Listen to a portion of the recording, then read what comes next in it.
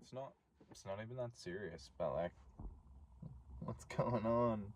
What's going on? This is the setup that we have today because I'm in my car and I've got the light. So let's talk. Let's do it.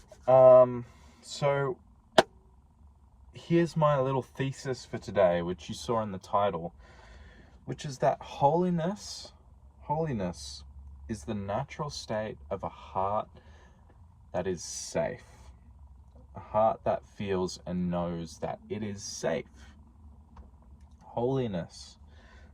Such an interesting topic. I feel like holiness is something that we always put the cart before the horse. Much of the time in the church, I think we have it all backwards. We think that holiness comes from behaving holy.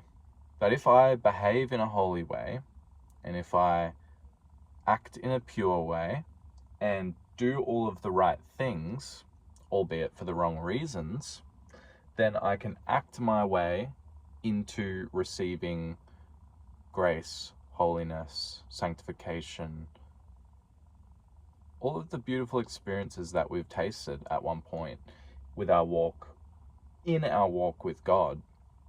We start to forget, I think, that all of the beautiful things that we get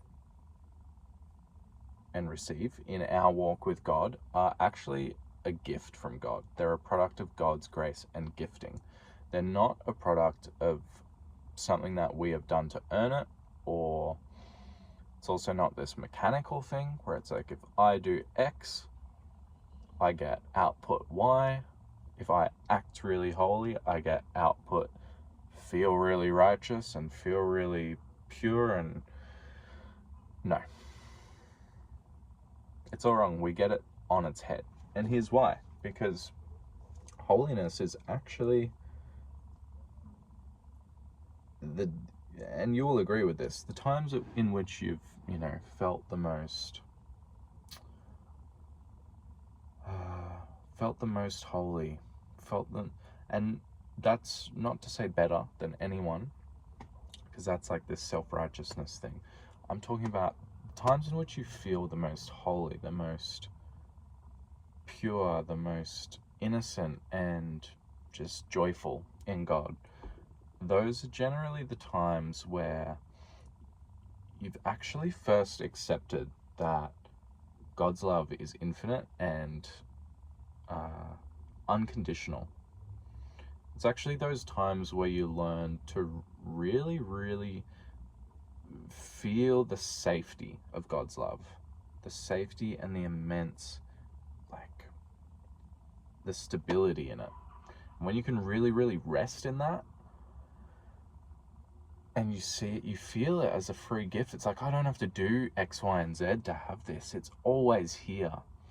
When you taste that level of safety, being holy is something that you just naturally want to do, right?